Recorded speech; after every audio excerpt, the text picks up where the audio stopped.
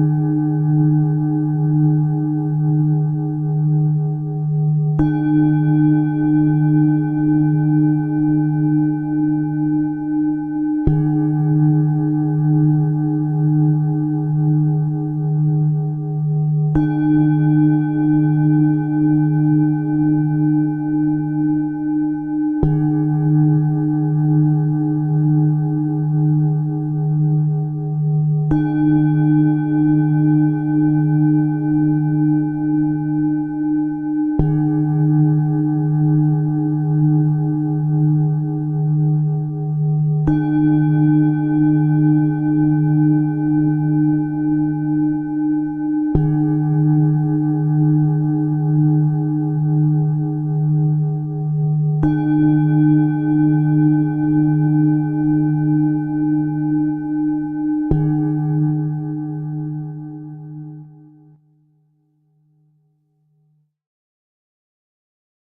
you, everyone.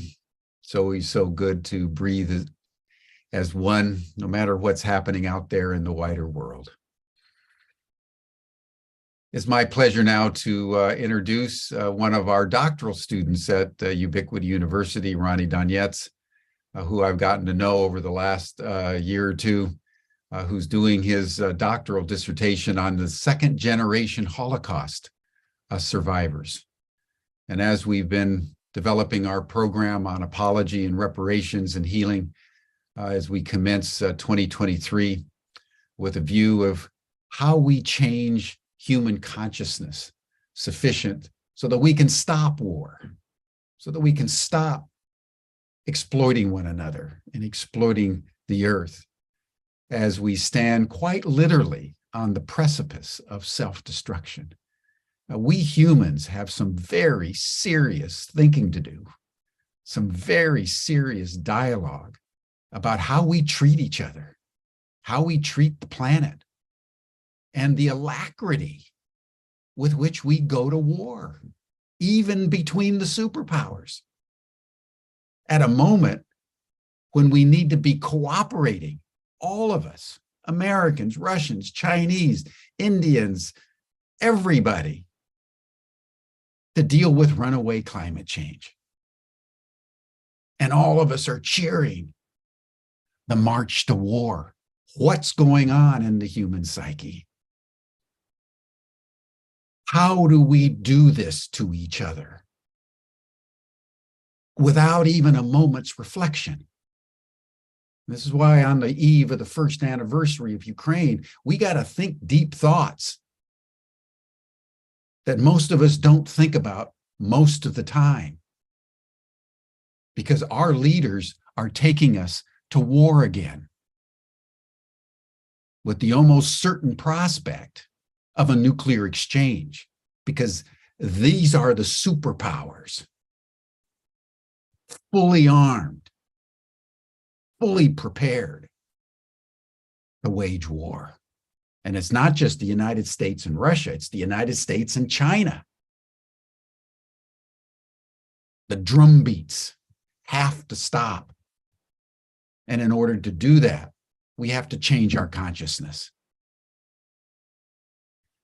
So everything that we do at Humanity Rising, we try to look world events in the eye, but we're always trying to figure out how do we induce a catalytic change in consciousness so that we can act in a more compassionate, loving, tender-hearted way with one another and with the larger economy and ecology out of which we come.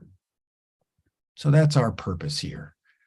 And I know this will be a deep discussion, as it was 2 days ago when Ronnie convened second generation Holocaust survivors. But let us, at this time, try to look what we do each other to one another right in the eye and not blink. Because it's only thereby that we'll never forget. And it's only if we never forget that we have the power to never do it again. And to feel the Russians and the Americans and the Chinese flexing their muscles as we speak is the reason why we need this conversation. So thank you, everyone. Ronnie, I'm going to turn the program over to you. He lives in Israel. He himself is a second generation Holocaust survivor. And I so appreciate the various contributions you've made to our university, Ronnie, and to Humanity Rising.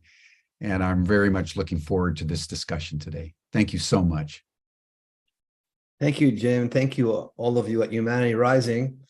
And I must say, before I begin a few of my own words, I want to say that it's not the first time that I've spoken and I've chaired discussions.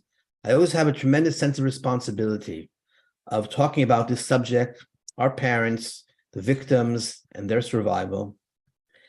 I want to start by reading out a short poem of the late Nobel laureate Wisława Szymborska, named Could Have. It could have happened. It had to happen. It happened earlier, later, nearer, farther off. It happened, but not to you. You were saved because you were the first. You were saved because you were the last. Alone, with others. On the right, on the left. Because it was raining. Because of the shade. Because the day was sunny. You were in luck, there was a forest. You were in luck, there were no trees. You were in luck, a rake, a hook, a beam, a break, a jam, a turn, a quarter inch, an instant. So you're here, still dizzy from another dodge, close shave, reprieve. One hole in the net, and you slipped through. I couldn't be more shocked or speechless. Listen how your heart pounds inside of me.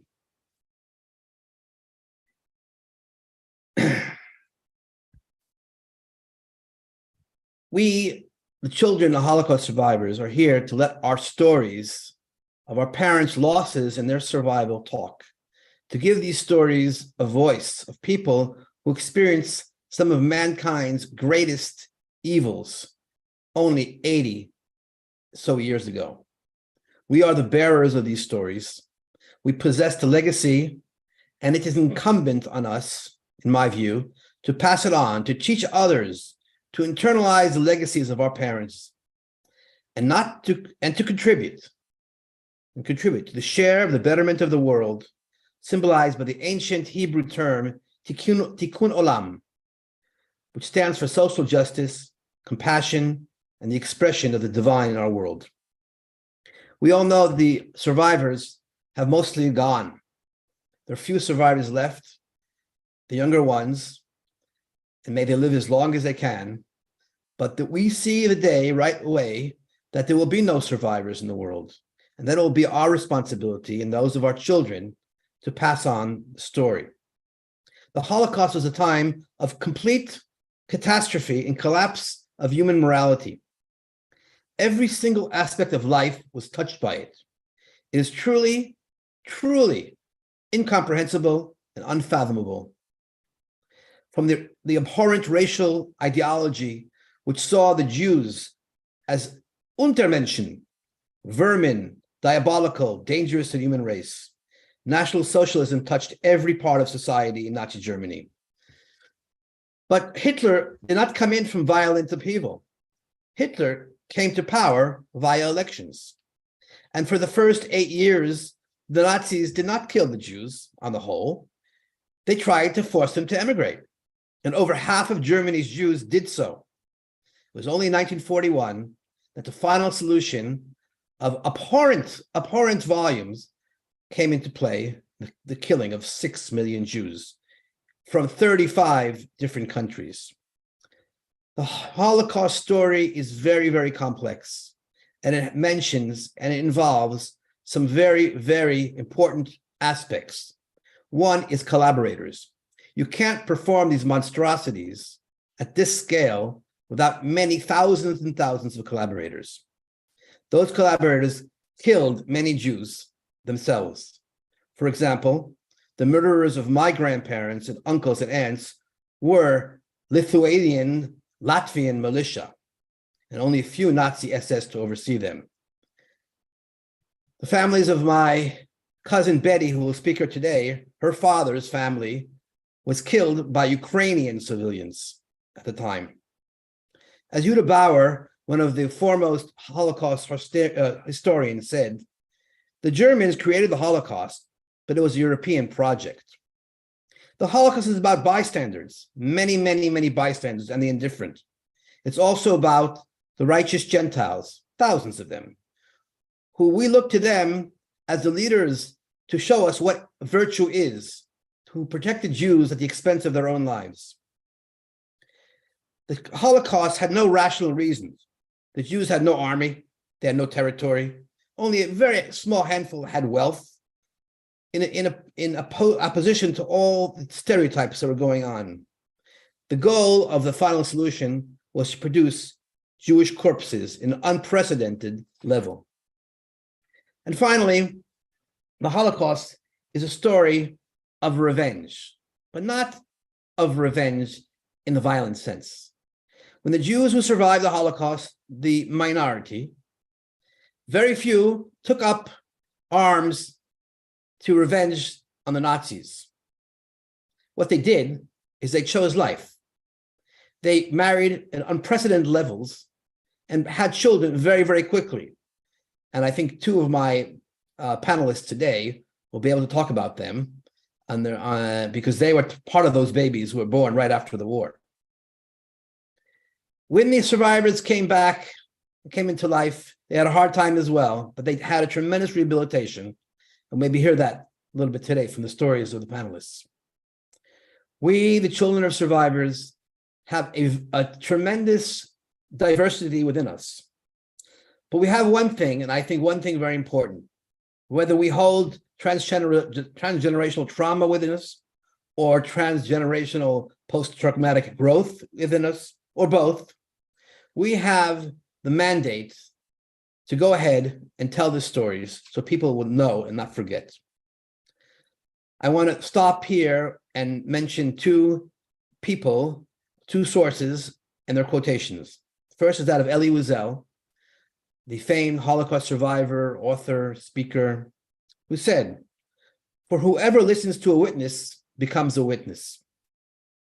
And from the Ethics of Our Fathers, the wise book of Jewish wisdom from 2,000 years ago, "It is not your responsibility to finish the work for perfecting the world, but you are not free to desist from it either." May we hear their voices today. I will introduce our first speaker. Each speaker will speak for about 20 minutes, and I will come in at the 15-minute mark to remind them. I won't go into their biographies. You could read them in the show notes. And then afterwards, we'll have some discussion with Jim, and we'd love to come and share in the after chat, those of you who will be there. So our first speaker, I'd like to call on Irene Gruber, who's coming in from Israel, who grew up in Australia. And Irene, the floor is yours. Thank you. Good morning, good evening. My name is Irene Gruber. I am the only child of Roman Kinreich and Bronca Gringlas. I was born in the city of Passau in Germany in 1946. Until 1951, we lived in Passau because my parents waited to receive a visa to go as far away as possible as they could from Europe, where they had recently survived the Holocaust. When I was 5 years old, we finally received a visa and immigrated to Melbourne in Australia, where I grew up, went to school, including a Jewish day school, and then graduated with a law degree from the University of Melbourne in 1967. A short time after I became a lawyer in Australia, I came to live in Israel. Until I retired several years ago, I had worked for 35 years as an international banking lawyer in an Israeli bank. Since then, I have been volunteering in various fields, including involvement in second generation of Holocaust survivors' activities. And since COVID, I have been making every effort to learn whatever I can about the history of the Holocaust. For as long as I can remember, I have always wanted to write the story of the part that the Holocaust has played in my life, and how it has been an integral part of every cell in my body. I heard the stories about the Shoah from my immediate family and their friends. I knew the people from these stories, the people who were closest to me, who made the Shoah a constant presence in my life. I felt a great desire to tell the story and to share it with others. The experience of being born into a family that had just survived the Shoah and had just lost most of their families and everything with which they had grown up, which they had loved, had known, had cherished until a few years earlier. These survivors would never be able to forget the atrocities that they had experienced, and they would never be able to replace or recover all that they had lost. I am now able to pass their stories on in order to perpetuate their names and their memories and who they were and what they lived through as human beings during the Second World War, during the Holocaust of the Jewish people, and how this has affected my own life in so many ways. This is their story, and this is my story that will remain a part of me forever. More than anything, I feel a very deep obligation, responsibility, and duty to perpetuate the memory of these victims and survivors so that what happened will never be forgotten and will never be able to happen again, not to the Jewish people and not to others. I grew up in a house with 3 Holocaust survivors, my father, my mother, and my grandmother, who always lived with us, all of whom had survived ghettos and concentration camps and many hardships and losses. Today, I would like to share with you the story of my parents' experiences during the war. I consider myself to be very fortunate, as both my father and my mother wrote diaries of their wartime experiences, which I treasure greatly. Many children of Holocaust survivors did not have this privilege of learning their parents' stories directly from their own diaries. My mother, Bronka Gringlas, and her parents and brothers survived the Lodz ghetto and were then transported to Auschwitz-Birkenau. My mother and grandmother survived the war, but my grandfather and my mother's younger teenage brother perished. My father, Roman Kinreich, was born in 1912 in the town of Krzanów, near Krakow in Poland. In 1947, 2 years after the war ended, while we were still living in Germany, he wrote a diary telling of his experiences during the Holocaust from the moment that the war started. His story is full of initiative, daring, resilience, pain, and courage. He describes how he lived and what he went through, how he fought for his survival, his values, the resilience he displayed, the pain he suffered, his efforts to preserve his dignity, and how he tried with all his strength to protect his family. As long as my father was alive, I never knew that his diary existed, and I only saw it for the first time in about the year 2000, more than 30 years after he had passed away. It was written by my father in Polish, and my mother translated it into English so that we would all be able to understand the contents and learn about my father's experiences during the war. For me, it was all a great surprise and shock. My father had never spoken to me about anything relating to his personal experience and losses during the war. Although I always thought that he was a sad man, I knew very little of his past. My father begins with him describing that the Second War began for him in August 1939, several days before the war started, when he was recruited into the Polish army and witnessed Jews being murdered by Ukrainians, Poles, and of course Germans. Later, he went from one city to the next, frequently escaping from the Gestapo, who were chasing after him from one hiding place to the next, and then returning to his hometown. My father describes many heartbreaking and dangerous experiences which he endured. I will only be able to outline the most significant events and will begin with, to my mind, the most dramatic and tragic experience of my father's life. In mid-1942, the Gestapo entered Krzanów to round up all the Jews in order to transport them to Auschwitz. My father had been married before the war. On September the 1st, 1942, at 2:00 at night, the Gestapo entered my father's home and took my father, his wife, and their 6-week-old infant son to a nearby collection center, where about 20 people were already waiting to be transported to Auschwitz, while open trucks loaded with 40 people each were being driven to Auschwitz, which was only about 20 kilometers from Krzanów. My father writes, "I realized that all was lost, and persuaded my wife to escape from the collection center with me and leave our 6-week-old baby son behind. She understood the severity of the situation and agreed with this plan. We hid the baby in a nearby oven space. I bribed one of the guards to look after the baby, hoping that he would be able to return later and we would be able to return later and take the baby with us and somehow escape. I began to climb upstairs and my wife followed me. Then suddenly, the baby started crying and my wife could not bear the situation. She turned around and ran back down the stairs to rescue the baby.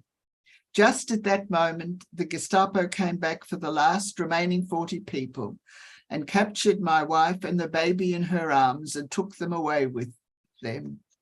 That was the last time that I saw them. They were murdered by the Germans in Auschwitz, where they had been directly taken. My father continues, at this stage, I was already on the roof of the 4th floor of the building. The guards noticed that I was missing and chased after me. I jumped from the roof of the collection center to the roof of the next house and succeeded in reaching the roof still further away. I managed to hide until the Germans left the collection center, having taken everyone that they had rounded up away. The broken heart that my father suffered from this terrible tragedy of the murder of his wife and child remained with him for the rest of his life.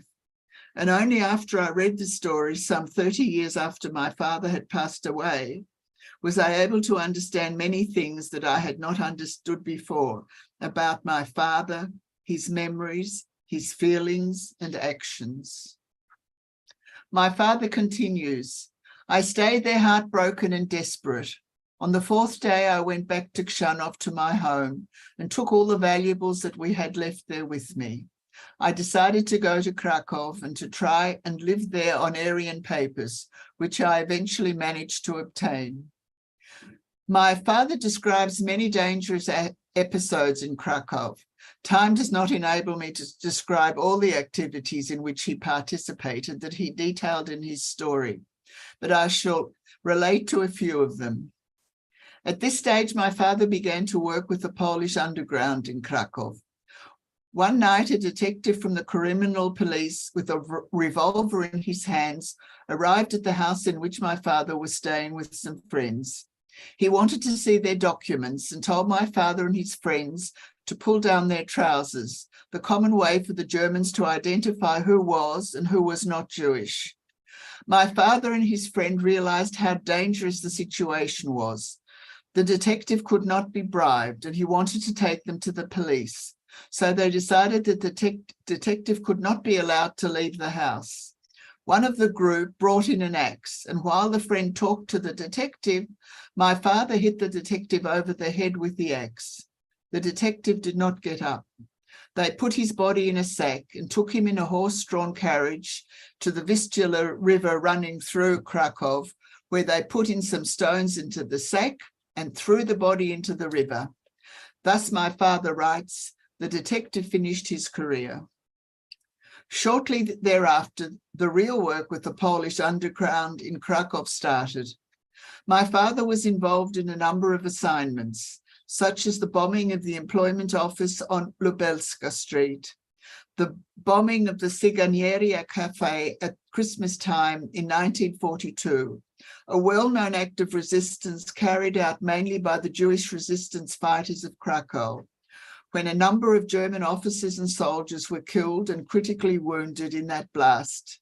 And then later, my father was involved in the assassination of the chief of the Gestapo when he threw a grenade at the Gestapo chief's car that then exploded. A few months later, one of my father's friends, who was also on Aryan paper, started to talk him into escaping to Hungary. So that in the second half of 1943, they left Krakow and started their way through the Tatra Mountains on the Polish-Slovakian border, where they eventually arrived. Once there, my father succeeded in taking groups of Jewish people, mainly from nearby Krakow, over the snow-covered forests of the Tatra Mountains, border of Poland to Slovakia. Among these groups of people My father found a beautiful, frightened 7-year-old Jewish boy who had been orphaned when his parents had been shot by the Nazis and who was left alone, and whom he looked after for some time, and they became very close to one another. One day, the president of the Jewish community in Bratislava took the boy from my father in order to take him to Palestine. From this area high in the Tatra Mountains, my father made his way to Budapest, where he stayed for some months. Of this period, my father writes, on March the 29th, 1944, the Germans entered Hungary and the Gehenom, the hell, started for the Jews. Every Sunday we had to show up at the police station. I felt that things would change for the worse and tried to convince people to run away. On the next Sunday, when all the Jews came to the police to register, they were told to take down their trousers. We know why. 95% of the people rounded up there were sent to Auschwitz. In Budapest, my father, together with a number of friends, started to sell ammunition on a large scale and forge false papers on a printing press in his room. Later, this printing press would have to be removed because the photos and other papers associated with it would incriminate them. However, the plans to remove the printing press were unfortunately not realized.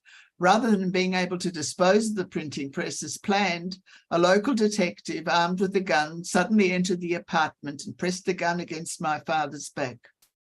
My father writes, I did not think long, and standing with my back to the detective, I kicked him hard in a sensitive place and he fell. I took out my gun and jumped through the window and started running. 2 other detectives ran after me, and I knew that I would have to rely upon myself, so I just kept on running. The detectives that were chasing after me started to scream in Hungarian to the people around us, telling that they should capture me. About 200 people were running after me, trying to catch me. I tried my best to escape and ran for about 2 kilometers before they caught me. My friend too was caught, and we were both interrogated and beaten for some time at the police station. Later, my friend was taken to Auschwitz. From there, around June 1944, my father was transported to Mauthausen concentration camp in Austria. The main motto in Mauthausen was, here you work until you die of hunger. At this stage, it seems that my father no longer found the words to write to describe the hell, the Gehenom of Mauthausen, and he stopped writing his diary here. After the war, he told my mother how he was forced to carry giant rocks up and down the enormous steps in the infamous mines at Mauthausen, and how, in the winter of February 1945, the Germans sprayed freezing water on the prisoners until they turned into blocks of ice, or they released starving dogs onto the prisoners who were gnawed to death by these dogs. This was part of the story of my father wrote about his experiences during the war. My mother, Bronka Gringlas, also wrote of her experiences during the Shoah for my eldest son when he was studying Holocaust history in his final year at high school. My mother was born in Lodz in Poland in 1924. She came from a big and loving traditional Jewish family who had lived for several generations in Lodz. My mother's mother, Polo, was one of 10 children, and when the war broke out, my mother was one of 43 grandchildren in that family. All the family would meet every Shabbat evening and on Jewish festival days at the grandparents, Rivka Ruchel and Tuvia Rohrmann's house, where there was always a wonderful atmosphere. All that stopped when the war began. My mother's paternal grandparents were also great Zionists, and in the early 1930s, once their children had married, they came to live in what was then Palestine. My great-grandfather studied with Harav Kook in Jerusalem, as he had always dreamt of doing, and when he passed away in 1936, he was buried on the Mount of Olives. My mother's father, Mordechai Gringlas, worked in the textile industry in Lodz, which was the main profession in which the Jews of Lodz were engaged. In fact, Lodz was known as the Manchester of Poland. Mordechai and Paula Gringlas also aspired to make their home in Palestine and live here. When my mother was about 3 years old, she and her parents came to settle in Palestine, but conditions were very difficult here, and Paula missed her large, extended family. And after several years in Palestine, they returned to Lodz. My mother's brother Adik was born in Lodz in 1929, and their lives continued there. Little did they know then what a tragic fate would be waiting for them and nearly 2/3 of the Jews of Europe in the not too distant future with the rise of Hitler and his tyrannous regime. From the moment the war started and the Nazis entered Lodz, the supply of food was rationed, a curfew was imposed on the Jews, their property was confiscated from them, most of the Jewish schools were closed, while some of the Jews were lucky and somehow managed to escape. In February 1940, most of the Jews living in Lodz, including my mother, her parents, Paula and Mordechai, and her younger brother Adek, who was then 11 years old, were all transferred to the Lodz ghetto that had been established by the Nazis in the poorest area of the city, and they lived there in cramped and poverty-stricken conditions. On May the 1st, the Lodz ghetto was sealed and all contact with the outside world stopped. The Jews of Lodz, who had been the second largest Jewish community in Poland, numbering approximately 230 Jews, lived, worked, and those who could survived in these terrible conditions until the liquidation of the Lodz ghetto in August 1944. During this time, Lodz was governed by the Committee of Jewish Elders, the Judenrat, who particularly in Lodz believed that so long as the Jews there worked and were productive, they would have a chance to survive. During these years, my mother, who had just turned 16 when the ghetto was closed, finished her school studies and later studied to become a nurse and worked in one of the hospitals that was established in the ghetto. She loved being able to help and treat the many sick people who were trapped in the ghetto, as well as she was able to in the difficult conditions that existed there. She gave her patients all the love, care, and compassion that she could, although medical supplies there were very limited. When the Lodz ghetto was liquidated, my mother and her family were transported under inhuman conditions in the cattle trains on the exhausting 200-kilometer, 3-day journey to Auschwitz-Birkenau. Here, the men and women were separated from one another. My mother and grandmother arrived at the Rampa at Auschwitz-Birkenau, together with a group of nurses with whom my mother had worked in the hospital in Lodz. Thanks to my mother's initiative and courage at this critical time, my mother saved this group, including her mother, when, during the selection that Dr. Mengele conducted on all the new arrivals at Auschwitz, my mother brazenly went up to Mengele, stating to him that they were a group of nurses and perhaps he could use their nursing services at the camp. Thus, my mother and grandmother were able to stay together at Auschwitz with this whole group of women, at least for a short time, as they were all sent to the right side to work at the camp and not to the left, which meant being sent directly to the gas chambers. I must add that my mother and grandmother hardly separated again for the rest of my grandmother's life, and I was most fortunate to actually have a grandmother, such a rare treasure for children of Holocaust survivors.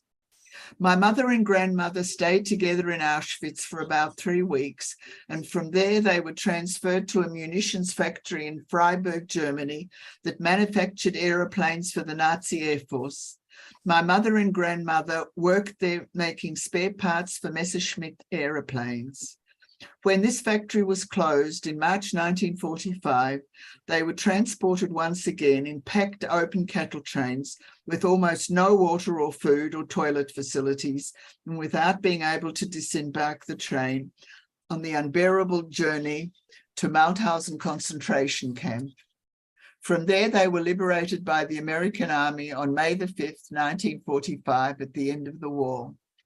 In the meantime, my grandfather Mordechai, upon arriving in Auschwitz-Birkenau, Auschwitz-Birkenau had been transported to the Ebenezer concentration camp in Austria, where he perished.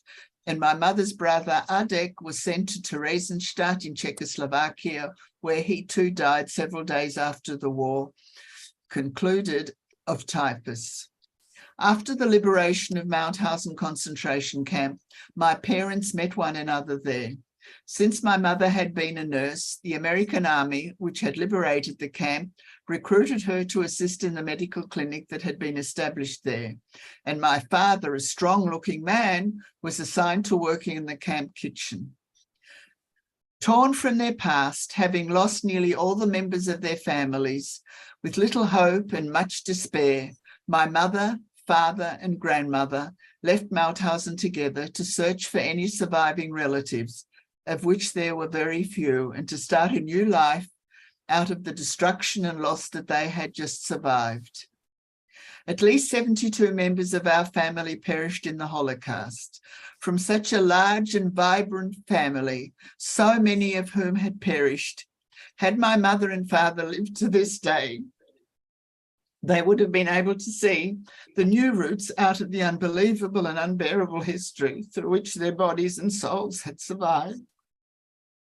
There, our family tree, with our 2 sons and 1 daughter, namely their 3 grandchildren, and now 11 great-grandchildren, all living in Israel, symbolizes for me our family and the rebirth of the Jewish people in their homeland.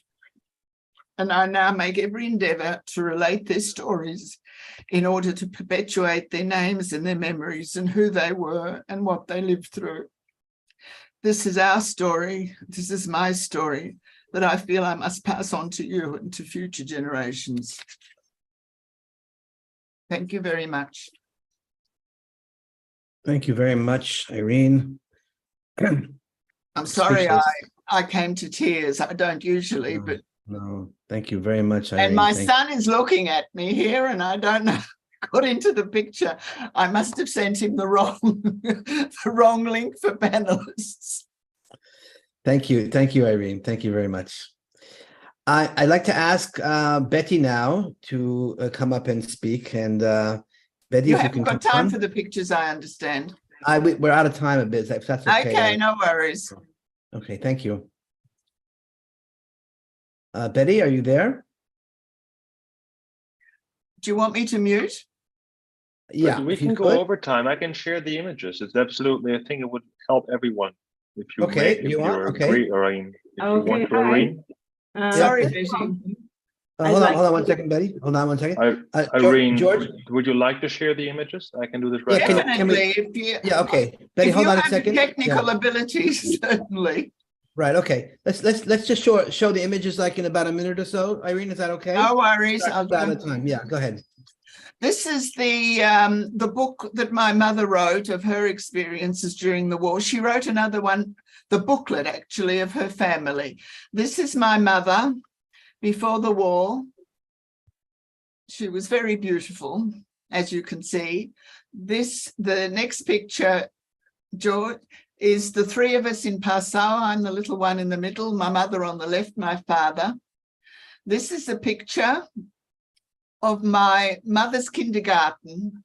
The 2 kindergarten teachers were my mother's cousins, and all the children were the grandchildren of Rivka, Ruchel, and Tovia.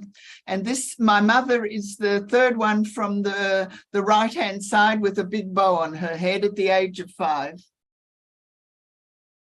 Next, please.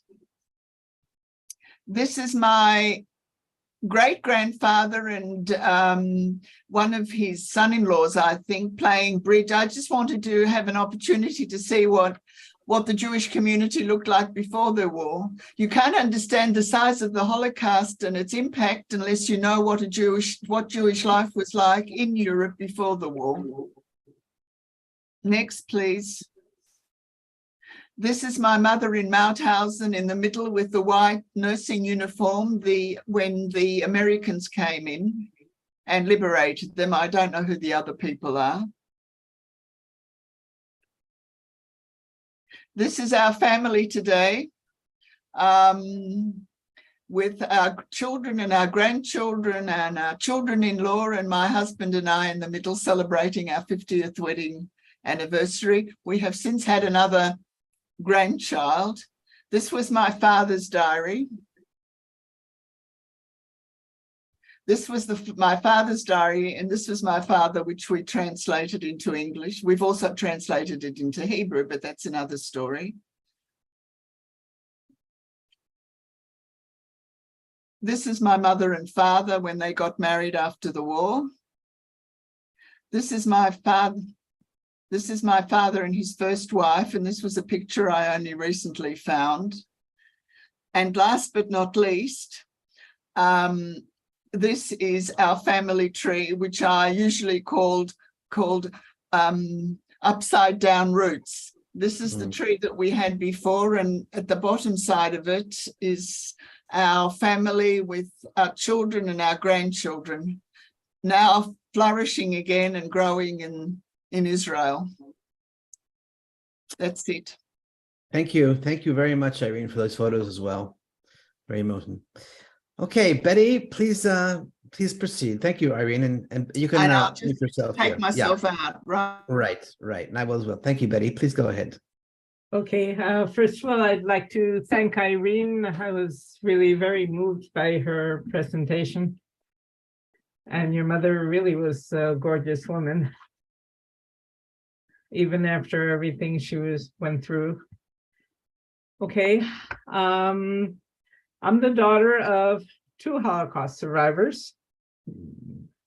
I wish I could speak about my father, George Brodsky, but he was mostly silent. The only survivor of his entire family, his father was murdered in 1941 in the city of Lvov, which we all hear about today with the war in the Ukraine. But he was not murdered by the Germans. He was murdered during the first days when the Germans entered Lvov. They weren't yet organized, but they knew that they had people that would do the work for them until they could be organized. And my grandfather was from Kremenets, but he was working in Lvov, and my father was studying there. And my grandfather was killed by a Ukrainian mob while the Germans looked on. My father never returned home, and he ended up leaving Lvov together with the Russian army. And he was really always silent. It was a taboo subject, no questions. He wouldn't talk. I believe his silence was his nonverbal expression of guilt for never having returned home to be with his mother, his sister, and his fiance, all of whom were ultimately murdered. He knew if he went, he would die with them. So he chose not to. So this talk will focus on my mother, Fania, the only surviving family member of my uncle Mottel, Ronnie's father. I believe that my mother's story exemplifies the fierce loyalty, courage, and willingness to risk their lives for one another that characterized the family. Born in 1920 in the Polish town of Jetl in what is today present-day Belarus, she was the second of 4 children of the shopkeepers Yol, David, and Basia. When Jewish Polish citizens living in Germany were evicted across the border to Poland in 1938, my mother's older sister, Shifra, a nurse, volunteered to work in a refugee camp on the Polish border with Germany.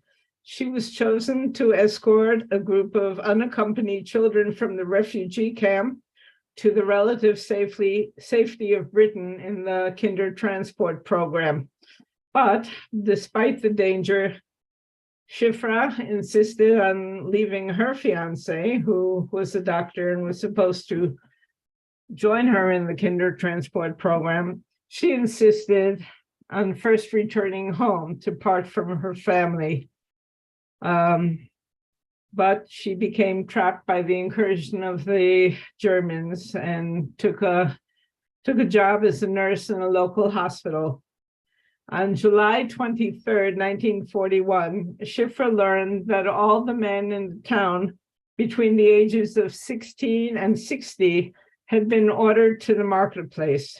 And running to the scene, she found 120 of the town's most prominent men who had been selected by the Germans for quote unquote work in Novogorod, which was the nearest large city. And they were ordered to enter waiting trucks. Schiffer knew that these men were doomed. And she ran to the marketplace from the hospital and dared to beg the German officer to release her father, whose name had been called. At this point, a local woman intervened to accuse Schiffer of being a communist and urged that she be sent instead of her father. The officer, knowing that in all probability her father would be murdered anyway at a later time, was all too glad to oblige. They took my grandfather off the truck and ordered Schiffer into it. And 2 days later, she was murdered along with 119 men in the nearby hamlet of Skedlevo. After the war, we've all heard, locals didn't know what was going on, but that can't be true, because in addition to Schiffer and the 119 men at the time of her murder, at a later date, 5,000 people from the town of Novogorod were shot and their bodies lie in mass graves. As witnessed by myself decades later during my 3 trips to the area, the mass grave containing the remains of Schiffer, the 19 men, and the 5,000 others lie just yards away from pre-war houses that continued to stand along the path to the killing field. My grandfather, who Schiffer had replaced in that truck, was ultimately murdered in Jettel's second mass murder on August 6, 1942, together with my grandmother, Basia, and her son, Ansel, my mother's brother and Ronnie's father's brother, who was only 10 years old at the time of his death. And Fanya and Motel were left alone. The fact that my mother was one of the few Jews accepted to the prestigious high school in Novogorod helped save her life. By virtue of her knowledge of the German language that she acquired in high school, she was spared death and assigned as secretary to the Novogorod forced labor camp, where people who had any skills that were to be useful to the German army was sent. And there she sat in a booth outside the camp, primarily responsible for recording supplies that entered through the gate. My mother was daring. Along with the powerful camp commander Reuter on several occasions, Fanya once dared to ask. She asked him why he engaged in murder. His response, an order is an order. At another point in time, she was absent while coupons for double rations were distributed. Knowing that her non-receipt of ration cards for extra food meant certain death in an approaching slaughter, she fearlessly approached Ryder to request them. This was a commander questioned by no one. His ferocious cruelty included hurling infants from the roof of the labor camp. My mother compared speaking to him as if speaking to Hitler. Yet she was given the life-saving ticket she requested. My mother was resourceful. With her younger brother, Motel, Ronnie's father, also assigned to the Novogorod labor camp as a carpenter, Fanya employed her trademark daring to obtain extra food for herself and Mottel. She developed a scheme. Mottel, now working in the labor camp section that manufactured wooden shoes for the Germans, supplied her with scraps of wood from the workshop. She then secretly transferred these scraps to a fellow inmate and childhood friend that worked as a seamstress in the labor camp. The friend would use these purloined pieces of wood that Mottel was bringing as handles for pocketbooks that she would sew with scraps of material from the dressmaking workshop. And Fanya would boldly sell these creations to a German officer as gifts for his wife and daughters in Germany. She would be paid with a piece of bread. Half of the bread went to her friend, the seamstress. The other half, Fanya shared with Mottel. The strong bond between Fanya and Mottel lasted a lifetime. Mottel would always recall how his escape from the forced labor camp was the result of Fanya's bravery, resilience, and willing to give up her own life for his. In June 1943, she was offered the priceless opportunity to escape from the camp by a local guard who knew her family before the war. But she made the supreme sacrifice in giving up her place for Mottel. Willing to pay with her life to save her younger brother, Fanya was keenly aware of the punishment she could expect if Mottel's absence would be discovered, with family members held collectively responsible for those who escaped. Fanya recalled how a mother and father were shouted roll call when their son failed to appear after fleeing the camp. But I believe that by freeing Mottel, Fanya saved her own life as well. She had someone to live for, as well as someone to be reunited with. A few months later, Fanya and approximately 230 to 250 others escaped through a handmade 200-meter tunnel in what I have proven was the most successful known prisoner escape of the Holocaust. After making her way to the famous Bielski partisan detachment in the forest, my mother was assigned the role of a nurse who treated patients without any training, any supplies, or any medicine. She herself contracted typhoid fever for the patients she so-called treated, and she remained alone and comatose for 6 weeks in the underground bunker, which served as the hospital in which she worked.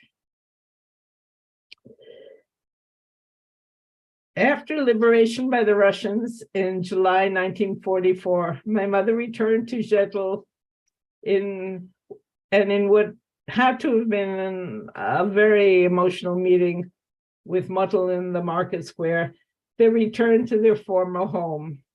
There they found that it had been occupied by locals who were kind enough to allow them to live in one of the rooms.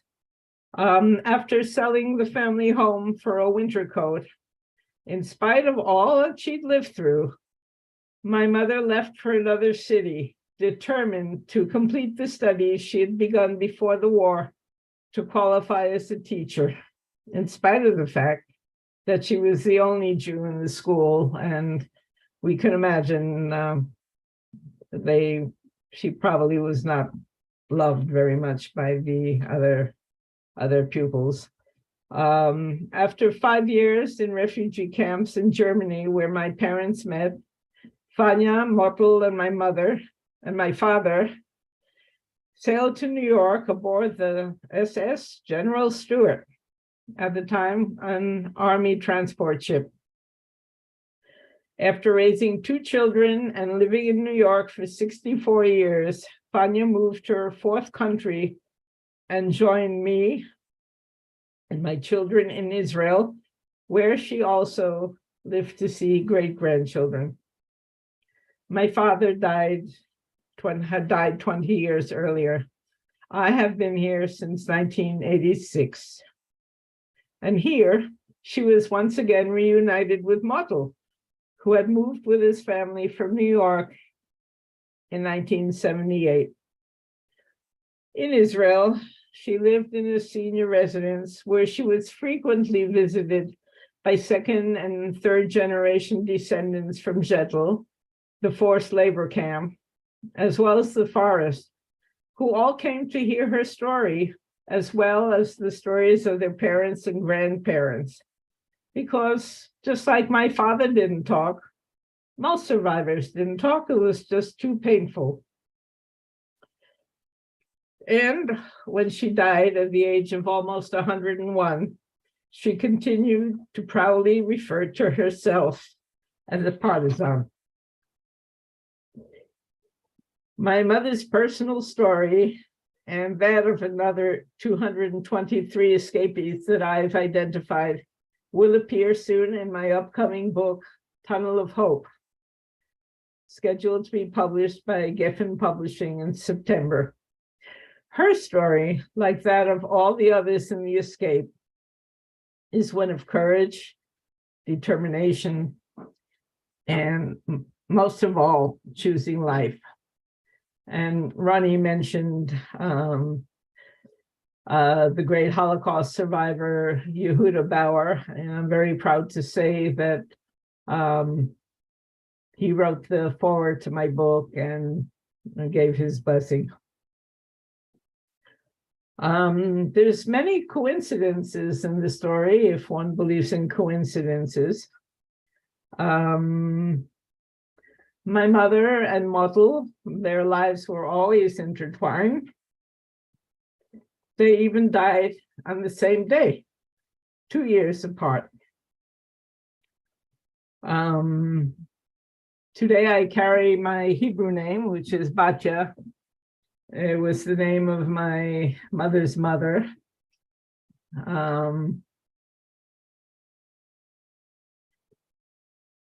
I had a liver transplant 7 years ago. Until that, I was pretty much Betty. But I said, if I survive, I would want to use her name. And I had my transplant on the day she was killed. And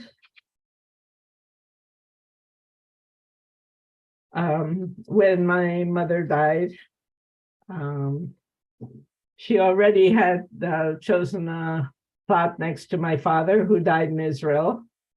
But what we didn't know at the time is that the partisan commander, Tuvi Bielski, who saved her life, is also buried in the same plot. So, coincidence or not, depends on what one believes. Thank you. Thank you, Betty. Betty, would you like George to share those two photos or one of the two photos? Yes, but I don't want to share the one in the I understand. I understand. magazine, just the one photo. Yeah. George, can you share that photo, that one photo with Betty as a child? Not the one on the PDF. Unless he can share page 12 in the Yeah. magazine. George, are you there? Yeah, I don't know if he's there. Okay.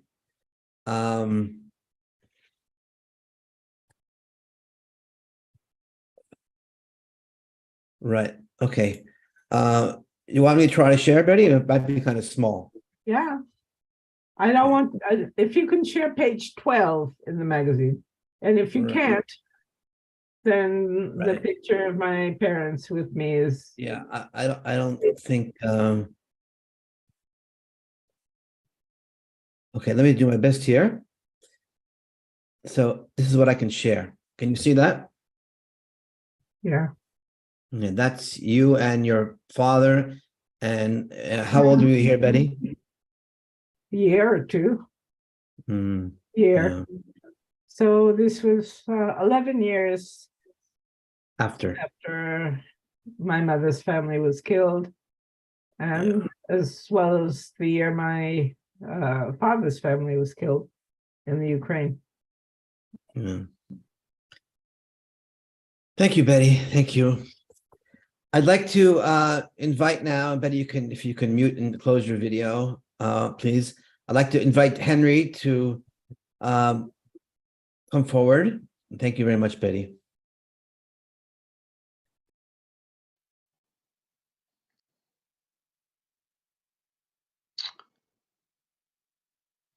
Okay. Can you can all hear me, I assume? We're okay. My name. Oops, we've got a. Okay. Yeah, we can hear you. We can hear you. Good. All right. So my name is Henry Ross Grayman, and I live with my wife here in Vancouver, Canada. And I'm the only child of two Holocaust survivors. I'm going to start my story with mainly my dad's history. And actually, most of this information that I'll be talking about what has been through research more than anything else. It's my parents did not talk particularly about or rarely talked about their experiences either during or before the war. My dad was born in 1908 in Lodz, Poland. And when he was 10 or 11 years old, his father died. And that left himself and his mother, just the two of them, in a poverty-stricken situation. So at age 14, he quit school and he apprenticed himself in being a Schneider, a tailor. As been mentioned earlier, in Lodz was the center of the textile industry. By 1939, he had his own shop in Lodz, and he was selling men's clothing, suits and pants and jackets, that sort of thing. He was also married to Bella, who was active in the Jewish theater, and they had two children, Nadja and Lily, 4 and 6 years old. Together with Bella's youngest brother, they would go for picnics in the countryside periodically. Bella came from a family of 7. She was, and as mentioned earlier, Schmolik was her youngest sibling. Just before the Germans marched into Lodz in 1939, they fled to the town of Krasnik, which is on the border with Ukraine. The thinking was that they could easily, from Krasnik, slip across the border into the USSR and be relatively safe. Well, this was also the time of the Ribbentrop-Molotov non-aggression pact being signed by the Germans and the Soviets, and the border was closed. So they were stuck in Poland, in Krasnik. So that being the case, they were soon rounded up by the Nazis, who came about 3 days later to Krasnik and put in a ghetto.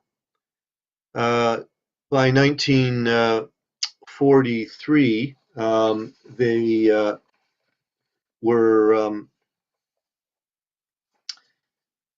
were in a concentration camp called Buzin, and my father witnessed the murder of his wife and two children by the Ukrainian guards, who also slaughtered all the women and children in that camp as well. He and his brother-in-law Shmulik, who later became Stephen Ross, helped each other survive. They were both marched and taken in cattle cars to various different concentration camps as slave laborers. Here's an incident that took place in 1944 in the Vaihingen concentration camp. My father was on the edge of starvation and desperate. So he said to Shmulik, look, I'm going to go out to a heap of corpses and I'm going to cut a piece of flesh off from a corpse to eat it, because I'm going to die from starvation if I don't get something to eat. So in the evening, he went out to that heap of corpses. He was found by the guards in the camp. They beat him mercilessly and threw him on that heap of corpses to die. Shmulik, back in the barracks, realized that my father was late and he was worried about he hadn't come back. So he crept out to the heap of corpses, found my father, and schlepped him back to the barracks. He gave him some water and hid him under the boards where they all slept. And over the next several days, he nursed him back by giving him water and small pieces of bread. Eventually, my father was able to stand up, and he went out with the rest of the slave laborers to the quarry to swing hammers on rocks. But the capo there took one look at him and said, "You're in no shape to smash any rocks. Sit down on the stone and just rest." After liberation in 1945, my father was free physically, but certainly his mind was not his mind was not liberated. And I'll talk a little bit about that a little later on. He hitchhiked a ride to Lodz to see if there was anybody there, either from the extended family or anybody that he knew. He hitchhiked a ride in a Soviet tank. What he found in Lodz was devastating to him. His family's apartment was occupied by someone else. His shop was in complete tatters and wrecked. And in fact, the whole Jewish community was gone because most of them, 98% of them, were murdered. He decided that he was going to travel to see his brother-in-law Shmulik, who was in Garmisch, Germany. The reason Shmulik was there was that in Vaihingen they had been separated, and my father was sent to Unterrichtigen, a slave labor concentration camp that was close to Vaihingen, while Shmulik was sent to Dachau. And when the survivors of Dachau were liberated by the American army. Dachau is between Munich and Garmisch. And so some went to Munich and others went to Garmisch. And why'd they go to Garmisch? Because that was an American army base in the Bavarian Alps, and they had a hospital there and food. So both of those were very attractive.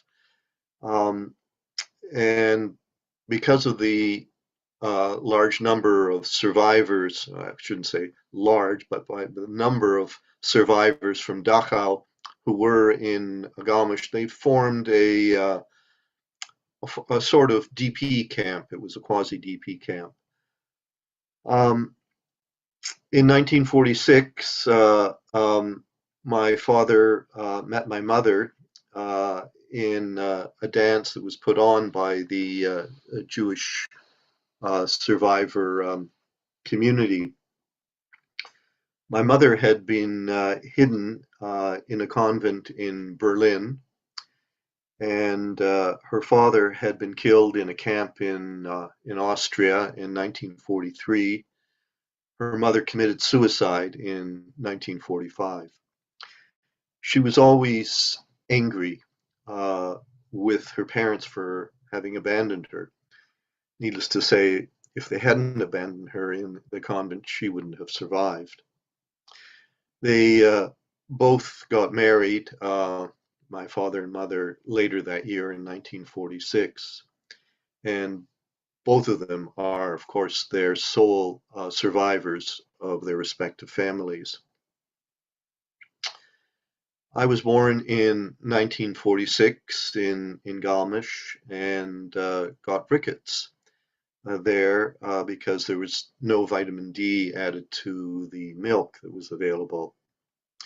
It was also the year that my uncle, Schmolik, emigrated to Boston, USA. And I didn't actually meet him again until 50 years later. He did, however, keep up the correspondence with us, and he sent presents to me as I was growing up, which were really, really heartfelt by me, because I had only my two parents. I had no aunts, uncles, grandparents. And so here was someone sending me gifts periodically. One of the gifts he sent to me, which I really treasured, was an electric train. And recently I sent it to his grandson, who had bar mitzvah in Boston. In 1951, we left Bremerhaven, Germany, which is a port city, to come to Canada on an UNRWA boat, which is a short form for United Nations Relief Agency. Now you can imagine this is at the end of December 1951, January 52, and we're on the North Atlantic with the winter storms. It was quite a trip in that boat. The staterooms were crammed with as many bunk beds as possible, and the food, which was supposed to be free for all the refugees, we had to pay for. After we landed in Halifax, Canada, we took a train to Toronto. Excuse me. Going through the Gaspé area and Quebec, the snow was up to the bottom of the windows of the train. And my parents despaired, thinking, oh my goodness, we've come to a country like Siberia. The $10 that my parents were given on debarking the boat went for our first week of groceries in Toronto. They found an apartment upstairs in a small house in the Kensington market area of Toronto. Um, for those of you who are not familiar with Toronto, I'm going to describe a little bit of Kensington Market. Each wave of Jewish immigrants to Canada, in particular to Toronto, from the 1920s onward, came to Kensington. And as they settled into Canada and Toronto, eventually moved on to other parts of Toronto. Kensington resembled a small Polish market, um, perhaps in a shtetl, a Polish shtetl. By the time I was 4 years old, I was speaking Yiddish, German, English, and a bit of Hebrew that I learned from the Orthodox landlord who lived downstairs in the house. My mother was always full of anxiety and needed to control everything in our small family. My father, who had been a victim of brutality, continued as a victim in our family. Much of the time, when at home, he simply smoked cigarettes and looked vacantly in the air. The psychological term for that type of behavior is dissociation. At night, he would have nightmares in which he would scream or he would shout. He had a very dark view of humanity and would trust no one. And as far as Judaism was concerned, for him, God stopped at the gates of Uzin. Once, when I was little, my father did take me to an Orthodox shul that was in the Kensington area for Yom Kippur services. And I think that's the only time I actually went to shul with him. I must say that both of my parents really showed a good deal of resilience coming to a new country to start over again. My father worked in a factory sewing clothes, and my mother, she used her chemistry background to work as a biochemist. She also went back to university and got another undergraduate degree, since the one from Germany was not accepted here in Canada. There were no close friends of the family, nor were we connected to any Jewish organizations except one, and that was the Lodger Society of Toronto. My father could speak Yiddish with the other survivors. Mind you, they all suffered from PTSD. However, the term hadn't been invented until the early 1970s after the Vietnam War. And by that time, my father had died. He died in 1974 of a heart attack.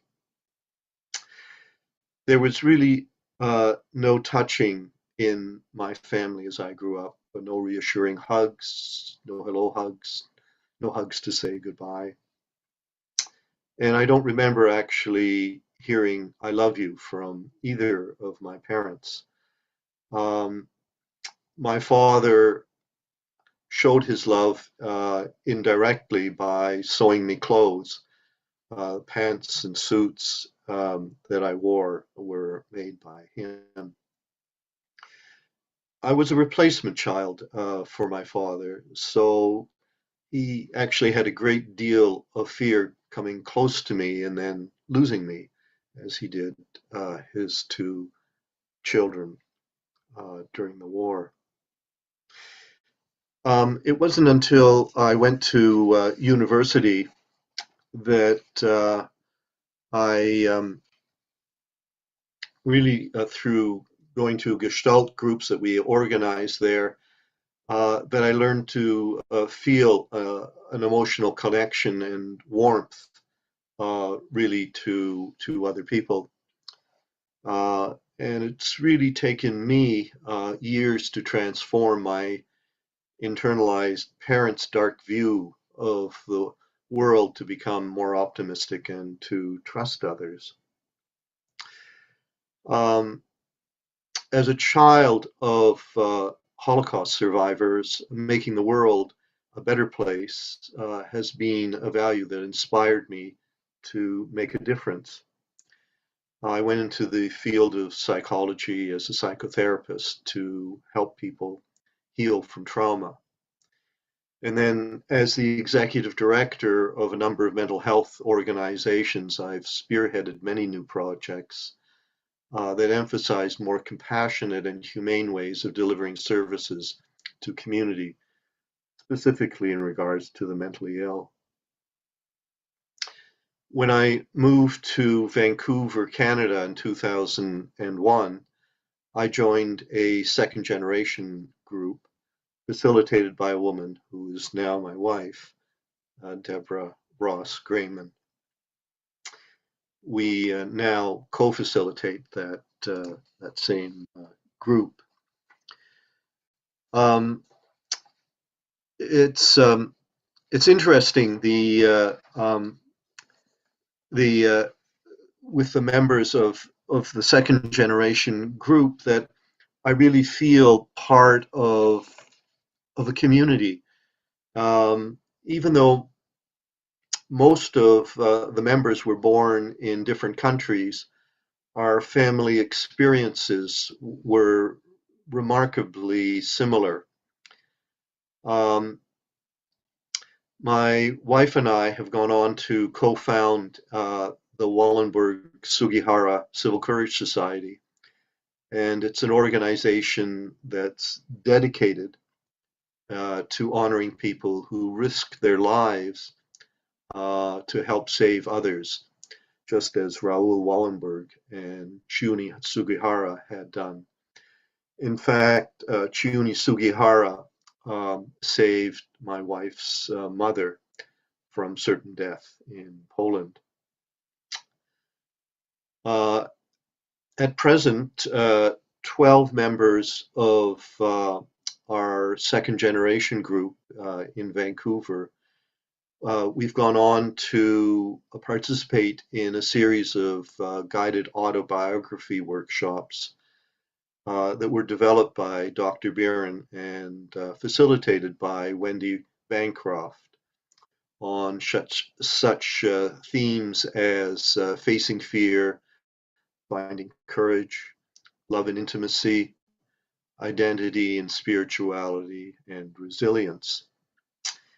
We are in the process of publishing an anthology of our stories about growing up in survivor households. So that's the end of my story for about my parents, and my work goes on to research as much as I can about my parents' past to learn more about them. So that's it for now. Thank you. Thank you very much. Thank you so very much, Henry. Very moving, very touching, very informative. I appreciate it. Jim, do I have a few minutes to say a few comments?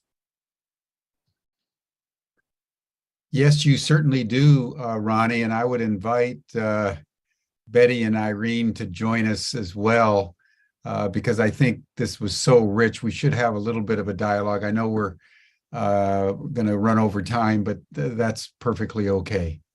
Okay, so Irene and Betty, if you can join now. I want to say 3 comments, and I'll keep them very short because of our time constraint. Is that what we heard today are testimonies of our parents, survivors, told by their children. An interesting fact is that Yad Vashem, which is the memorial center in Israel, the largest one for Holocaust research in the world, estimates that only about 15% of survivors actually gave testimony. We don't know how many survivors there actually were. It's hard to say what you consider a survivor, but we're talking somewhere probably in the middle between 500,000 to 1 million survivors, depending on what you call a survivor.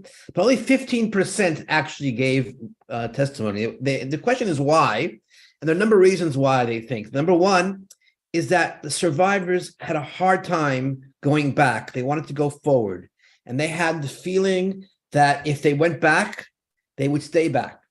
The second reason is, unfortunately, the world they came into in the first 10 years or 20 years after the Holocaust didn't appreciate the stories of the survivors. In fact, sometimes they were actually put down, considered that you went like sheep to the slaughter, or that you should have fought back more. All kinds of very, very unfair and ignorant views we all had here, whether it be in America or Canada or in Israel. So they tried to speak, but there was not too many people to listen to. The third thing is there must be some mechanism in our souls. I'm sure Henry can say a lot about this. It takes time for people to process the trauma. And so most of the Holocaust testimonies that came out in the books, the memoirs, they came out in the 1970s, 80s, and 90s, 30, 40, 50 years after the survivors came back. That's one very important point. We carry the legacy of our parents.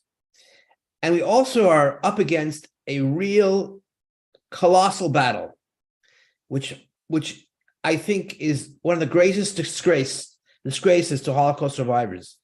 That of Holocaust denial, that of Holocaust distortion, that it was a Holocaust, it wasn't really this way, it wasn't that many people, and Holocaust trivialization, where the word Holocaust becomes comparable to all kinds of other things. These are things that we must fight against. And I know that we speak not only for ourselves and myself, but for our parents who are no longer here. And finally, I want to say my research, of course, Jim, is on reflections of second generation Holocaust survivors in the second half of life. So as we all proceeded to our 60s and 70s, and that's where we're there now, most of us, we now have a tremendous ability to look back and to reflect in a different way than we could when we're younger, but also the ability to understand that we have a tremendous responsibility, because the Holocaust survivors are going fast, and the ones who were adults at the time are no longer around. This responsibility is humongous. It's humongous. And those you've heard our stories today, and I didn't share my story here. I did it in the first session, but Betty shared some of that. Is that we are in a position right now, and I think you can understand that, one, how important the state of Israel is for the Jewish people, based on what we went through. The second thing is how important we feel, and many, many second generation are actually in the helping professions. We feel very deeply, I can't speak for all of us, that there is a responsibility to better the world. And I believe very, very deeply that we have to use our experiences and our stories of our parents to help make this a better world, to find where there is genocide and fight against it, and to remember and never forget what our parents went through and what they left behind. Thank you, Jim. Thank you, Ronnie. And thank you, Henry and Betty and Irene. This has been so moving today. I found, Irene, your story of your father and his wife going back for the baby and then being swept up by the Gestapo and him running around the roof as a father. I just can't imagine the feeling that would sear the heart watching that take place, literally, in your immediate proximity, and have to make that kind of Sophie's choice decision, as happened, Betty, in some of the aspects of your story, and Henry, your story, these small little decisions that determine a fate is an extraordinary aspect of the deep mystery of our lives. And I just want to acknowledge everything that you have all said, and you said it all so beautifully and so poignantly, and so I want to thank you for it. And I think the question that I would like to have each of you answer was coming to me, Henry, when you were telling your story about, the deep impact of that event on the spirituality of, I think, certainly the Jews, but also more broadly with anybody who takes in the enormity of the Holocaust. And I remember reading a book as many years ago by a Jewish rabbi, I forget his name, called just simply "God Died at Auschwitz," and the basic assertion that it was not possible to believe in the traditional delineation of divinity after the Holocaust. And so I would just wonder for each of you, how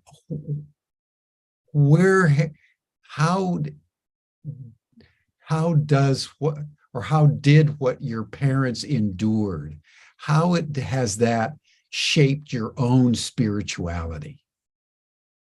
Would love to hear from each of you, maybe, Well, here in reverse can order. talk about Henry, that. you go, and then Betty, and then Irene, and then Ronnie. So, for myself, I became an atheist, like my dad. So culturally Jewish, but not really going to shul. I did have a bar mitzvah because we lived in a Jewish area in Toronto, and my friends were having bar mitzvahs, and so I said, "Hey, I want a bar mitzvah." My parents said, "Okay, you want a bar mitzvah? We'll arrange that." So, but in terms of belief, I decided that I really, it was meaningless to me because where was God when my father or my mother needed an outside intervention, just as the God of Abraham and Moses was there. However, in my later years, that's shifted. So the old, and I put it this way, the old view in Judaism of the intercessionary God, I don't think, it might exist for perhaps the really ultra orthodox, but there's another view that's really come forward, and I'm part of a Jewish renewal shul here in Vancouver, and also part of a larger group that has amalgamated some of the science of Buddhism with Judaism. And so we spend time meditating using the Buddhist format of meditation with Judaism, and reinterpreting what's in the Torah in a more up to date, at least I consider more up to date fashion. So that's my journey in terms of Judaism. I also wanted to add to what Ronnie mentioned, that I also think it's important for us as second generationers to reach out to other folks who have been part of genocides. And for example, our second generation group reached out to survivors of the residential schools, they're Aboriginal peoples here in Canada, in particular in British Columbia. We've also reached out to one of the survivors of Rwanda, the genocide of Rwanda as well. So in terms of getting out the message of more compassion and healing the world, Tikkun Olam, reaching out to other groups of people who've experienced similar things that our parents did, I think is really important, to have allies, and also for them to talk about their experiences as well. And so if we can support them in doing that, it's for the best, I think, of humanity. Mm. Thank you, Henry. What an odyssey. What an odyssey you've had. That's an extraordinary testimony to the ebullience of the human spirit to finally get to mindfulness, where you just hold it all without judgment, in the expansiveness of your heart through your breath. That's beautiful. That's truly beautiful. Thank you. Thank you. Betty, what would you say? Well, I grew up in a house where my father would make an appearance in a synagogue on the high holy days. My mother spent her life being angry at the God that she said doesn't exist, but he existed very much for her because she was so angry at him. And as I grew older, I said, well, I can't explain why the Holocaust happened, but I do know that my parents survived. So there has to be a reason, and someone had to save them. And this is the reason why I'm here. So, I have to do meaningful things with the life I have. And I think it's made me more compassionate. I'm a doctor of clinical social work. And my doctorate was on immigration. I've worked with people from all over the world. I think it's made me more sensitive. Mm-hmm. My children, I certainly would accept them with any belief they want. But they both believe in God. And they're both good people and care about other people. That's basically my takeaway. To do good and love justice and walk humbly with your God. That's a beautiful, beautiful disposition of being. It was remarkable that you could go through an inner process, Betty, where you would, out of the ashes of what happened, fathom the mystery of why did your parents survive? How did they survive? How did you get here? There's got to be something somewhere that is deeper than what we see on the surface. And it's led you to a life of compassion, and there's no higher life to live. So that's a beautiful, beautiful odyssey that you have. Thank you. Thank you. Irene. I feel like less of a philosopher than my colleagues here. I love Jewish tradition. Because my grandmother lived with us and survived the war, I always saw her lighting candles on Friday night, and Melbourne was a very strong Jewish community. It is to this day. I've just been back recently.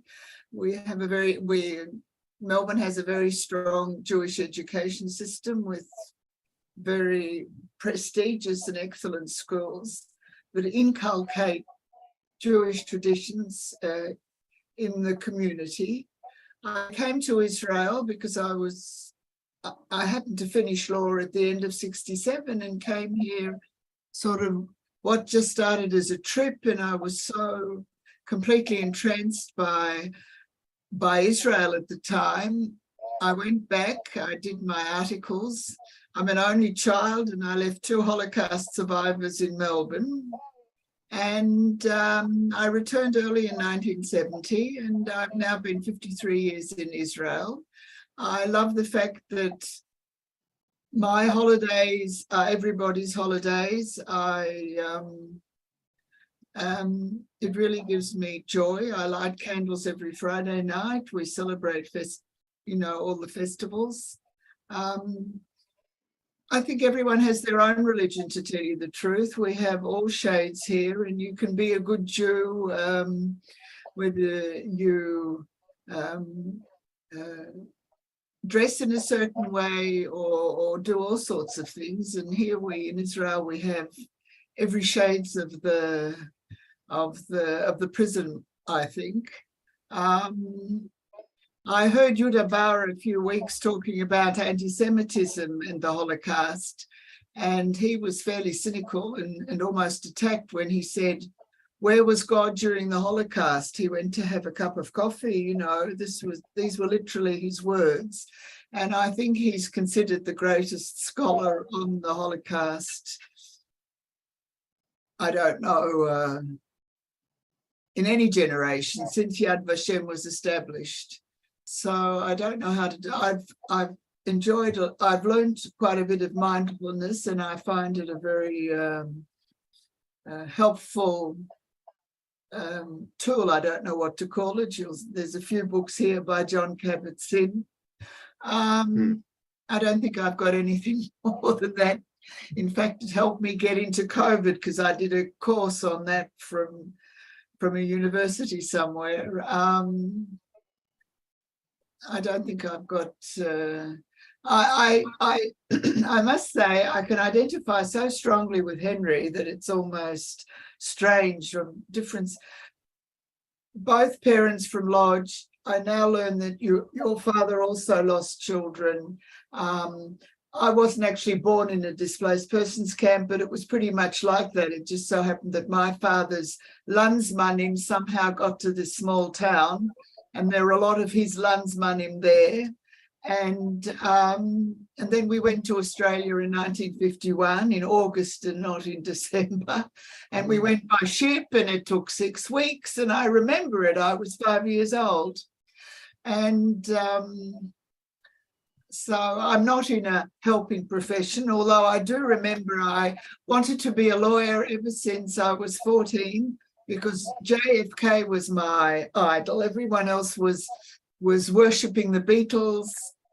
For me, JFK was a new breath of fresh air, although I was down under. And I thought that by becoming a lawyer, I would be fighting for justice. It's not always that way, but it was my way. And that's really all I can say.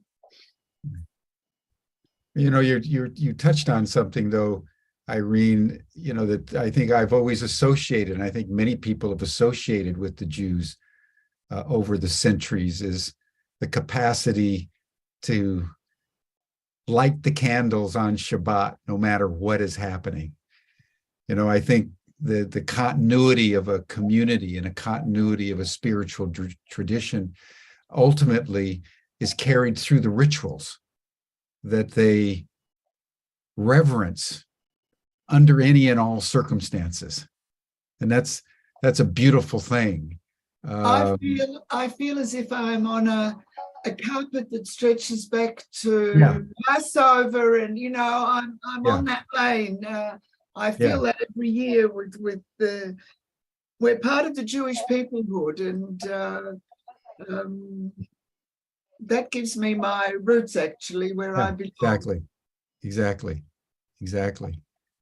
The bar mitzvah, I mean, for you, Henry, even though you didn't believe in anything, you guys, the family still, sanctified you turning 13 with a bar mitzvah. Right. I mean, that's in some ways more powerful than the belief, is the commitment to the ceremonial container that holds the people in a unified state. And that's so each of you, as you've spoken, have identified different aspects of the continuity of your people. And I think any people who survive, persistent trauma at the hands of oppressors. One thinks of the Passover coming out of the Exodus and how that has endured over time. That's such a powerful, powerful inspiration for all of us, but certainly Judaism. So thank you. Ronnie. Yeah, thank you. Do we have a few minutes or we're kind of really tight? We've got whatever time for whatever you want to say in closing. Okay. And Okay, I'll do it. Because I do want to say a few things. And of course, I can say a lot about this, but I won't because we're pressed for time. I'd like to say three aspects, though. One, as a researcher. The second thing, as my father, the survivor. And the third, my own personal journey. And very, very brief. The first thing, as the researcher, I can say that I found, and this is part of my dissertation, of course, is that Holocaust survivors basically fed into three groups vis-a-vis God, okay? The first group is what Henry said very clearly, no God. After Auschwitz, don't even talk about it. We're talking about people who were maybe religious before the war, or they were already not religious before the war. They came out irreligious completely, and there are lots of those. But there's a second group who said, if I've saved in the Holocaust, then there must be a God. And there are lots of those people as well, believe it or not. And then there's a third group that says, I don't know about God. I don't want to talk about God. I just know one thing, that I belong to the Jewish people, and the rituals and the observance keep me tied to those in the past. And I don't want to talk too much about God. I want to talk about Judaism. The religious Jews, the very religious Jews, when they come to this question, they have what's called haster panim, which means hiding of the face. That God hid his face during the Holocaust. Now, this is a very big statement, and it's something they don't really. I asked one of my research interviews, I said, he's very religious. I said, what about God? He says, I don't know. I don't know, but my job here is to worship him in the world. I don't go that way, but that's what he said. I'm talking about my father. In the film that I showed in the first session, I can put the link in if you want, called Sacred Legacy, I had a picture of my father talking at the grave, the mass grave, where our families were massacred and he was saved. And he says the following, he says, why was I saved when the others went to their death? Was I better than them? I didn't do anything to survive. Why did I survive? And my father said this, and I think my father was not a believer in God, but he was not a person to come out against God. He lived most of his life within the Jewish community as a teacher. That statement is very, very meaningful to me to this day. And when I did the film on my father, I must say it's one of the reasons, Jim, that you and I know each other, that I came to do my dissertation. And here's the last piece, my own journey. My own journey has been very much influenced by what I just said, but didn't always know about it. I spent years in the Far East. I studied Asian arts, Buddhism and Aikido and many things. And I have a strong Jewish background. But I must say now, even increasingly, as I get further and further into my dissertation, and I've done these shows right now, that I think if I am here by a miracle, there must be a meaning for it. And I say that even though I personally don't have a belief in God. So if I can talk about that paradox, how I deal with it, I don't know, but I know that I'm working on it.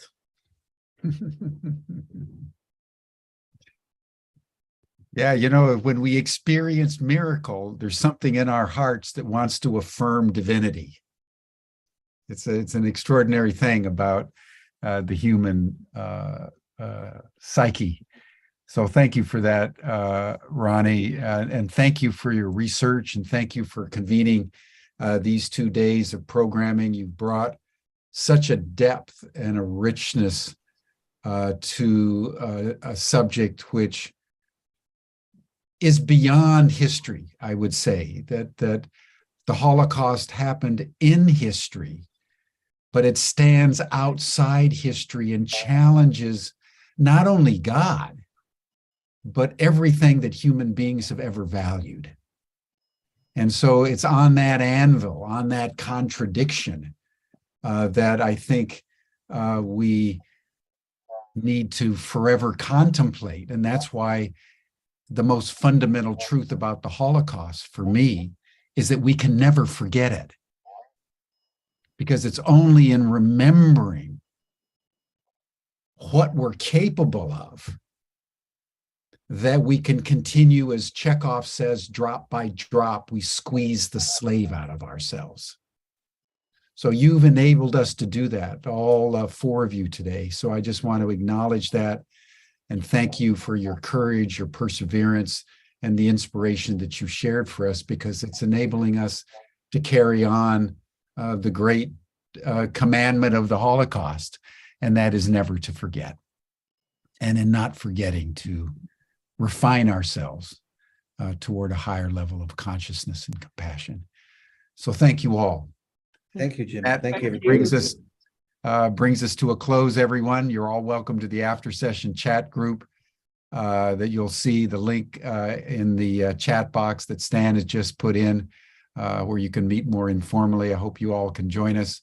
And we'll see you then again tomorrow for a dialogue with the great Tibetan Buddhist scholar, Robert Thurman, who will talk to us about these issues and the phenomenon of apology and forgiveness in the Tibetan Buddhist tradition. The Tibetans have gone through their own genocide at the hands of China, as we all know. So it's an issue that is universal in our time. Thank you, everyone. Bye for now. For having us. Thank you. Let me just add that I think it was Ben Gurion who said this: if you don't believe in miracles, you're not a realist. Good one, Henry. If you don't Thanks, believe Henry. in miracles, What's the you're not a connection? realist. That's a very good one. What's That's a the very link? good one. He also said the impossible takes longer, which may also. Who said Thank you, that? everyone. Blessings. Gurion.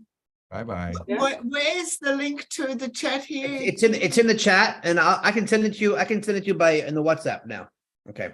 Okay. So I'm going to say goodbye to